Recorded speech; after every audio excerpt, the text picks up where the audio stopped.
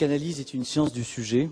À ce titre, c'est la dimension du singulier qu'elle travaille en visant à rendre possible l'apparition d'une parole énoncée à la première personne, dite justement du singulier. Et cela malgré et au-delà des symptômes, inhibitions et angoisses qui peuvent entraver l'émergence de cette parole. L'éthique de la psychanalyse est donc bien une éthique du singulier.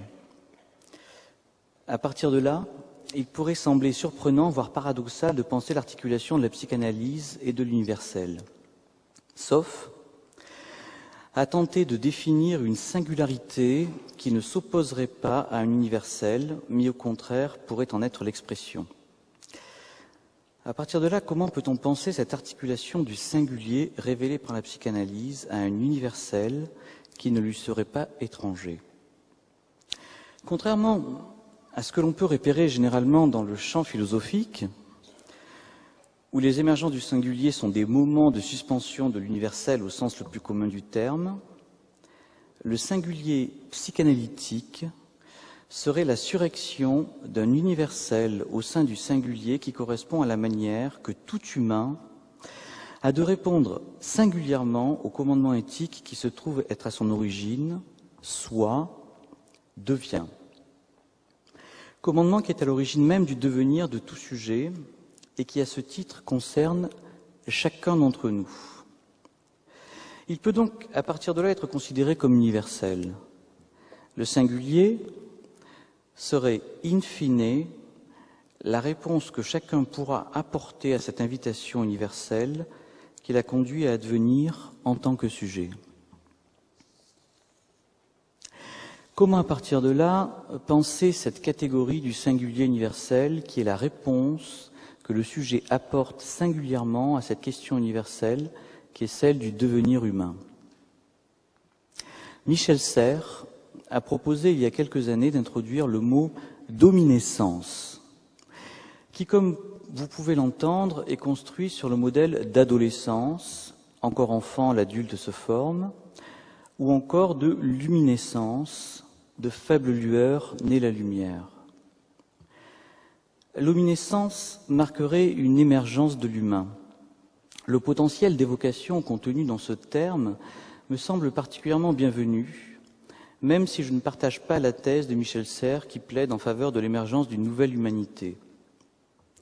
Selon lui, la maîtrise des processus techniques permettrait l'apparition d'un nouveau corps qui conduirait à l'émergence de cette nouvelle humanité.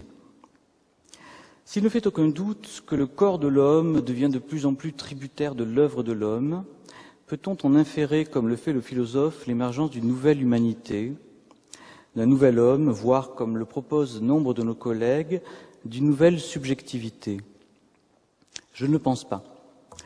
Alors pourquoi, me direz-vous, conserver ce terme dominescence si je ne partage pas la pensée de l'auteur qui va avec? C'est que ce terme me semble réussir à faire entendre dans sa construction même cette articulation du singulier et de l'universel. Le suffixe français « essence », E-S-C, vient du suffixe incoatif verbal latin qui marque le commencement ou le développement d'une action. L'hominescence impliquerait que le devenir homme est moins de l'ordre d'une essence, E-2-S, que d'une essence, E-S-C. C'est ce à quoi la clinique analytique nous confronte. En effet, qu'est-ce que l'expérience clinique nous enseigne?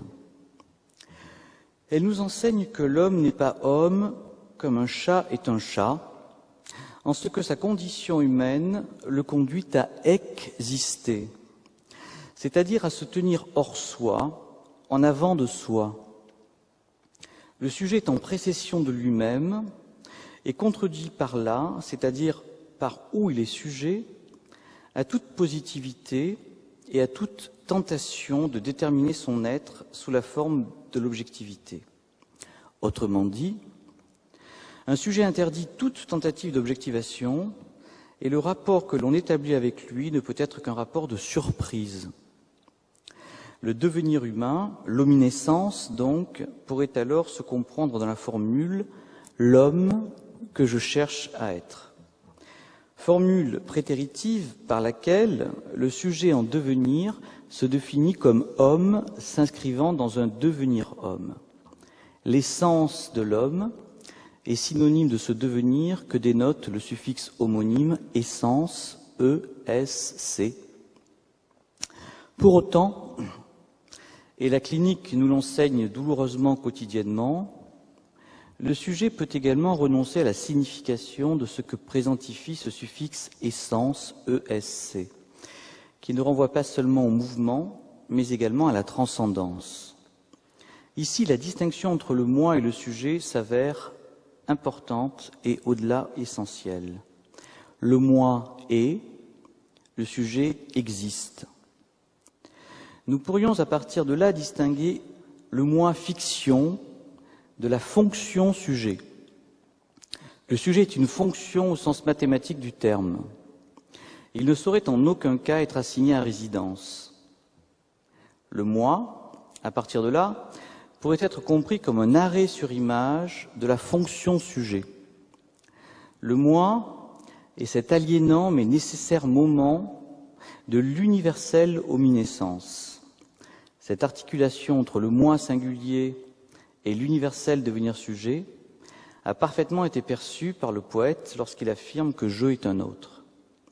De fait, au cours de ce processus d'omniscience, je ne peut consister qu'à me faire autre et donc à exister.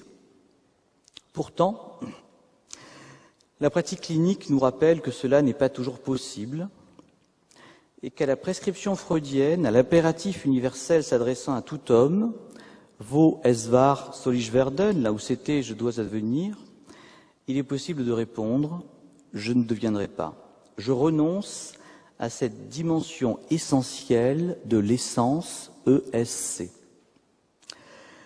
Que peut-on faire alors pour que ce sujet en impossibilité d'omniscience ?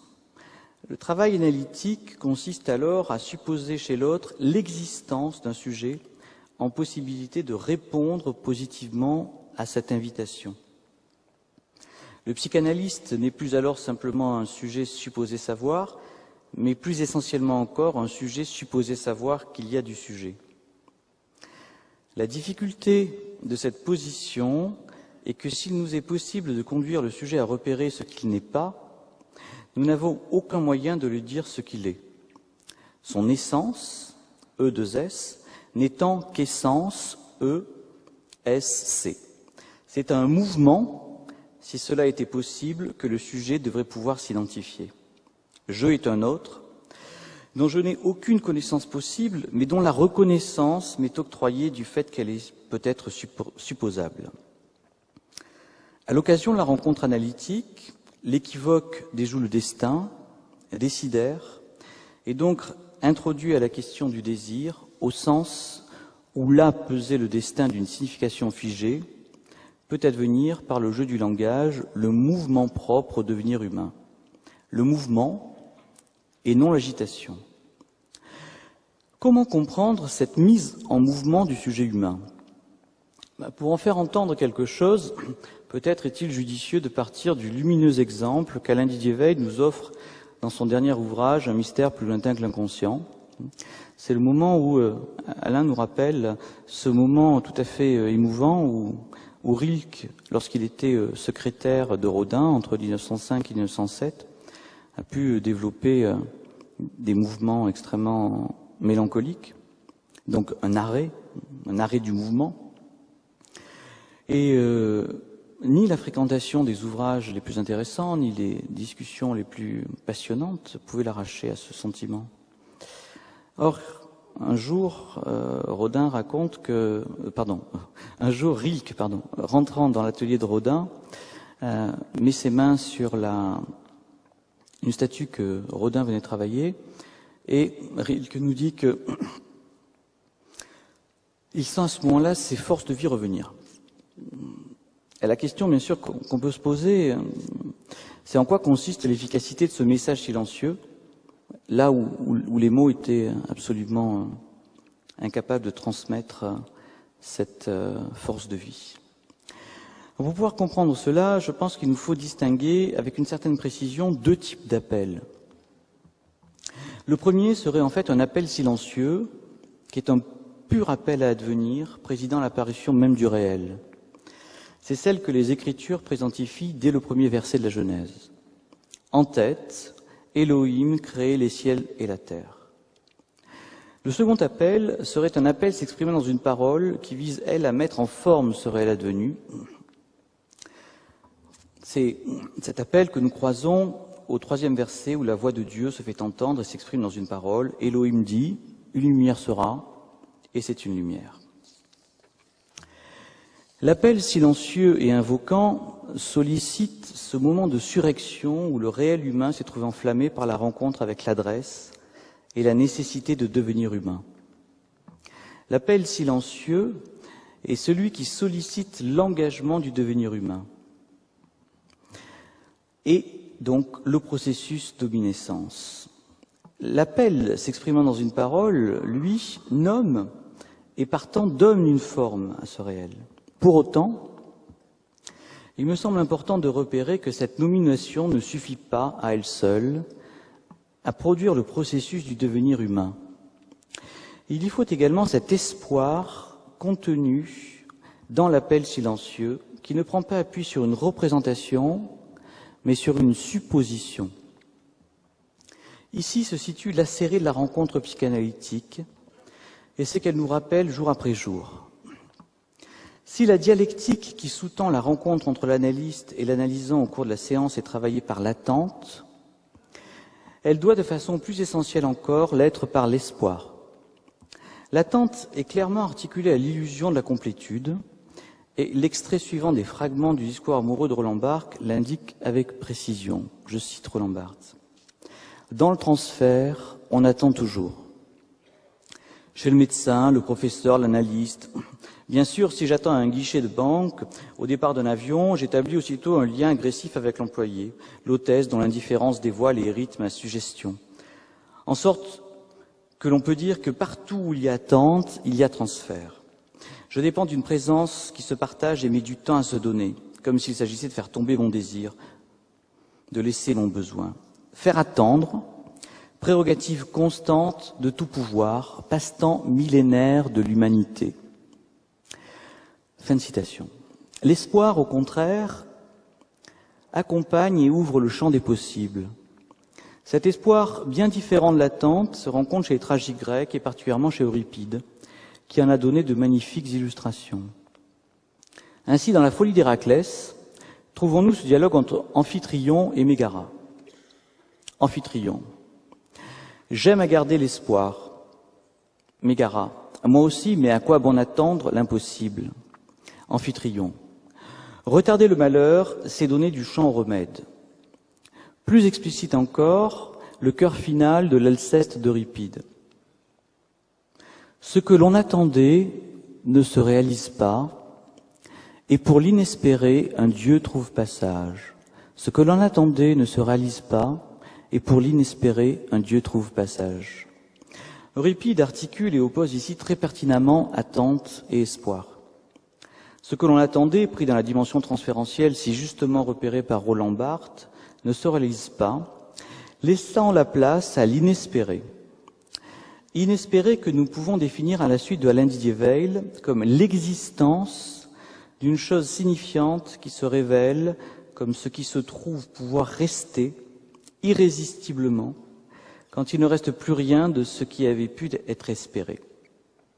L'espoir silencieux n'est plus alors compris comme l'attente de quelque chose, mais comme ce qui est vectorisé par cet appel signifiant hors parole qui invite le sujet à devenir, là où le silence de l'attente conduit le moins à devoir répondre de sa possibilité même d'existence.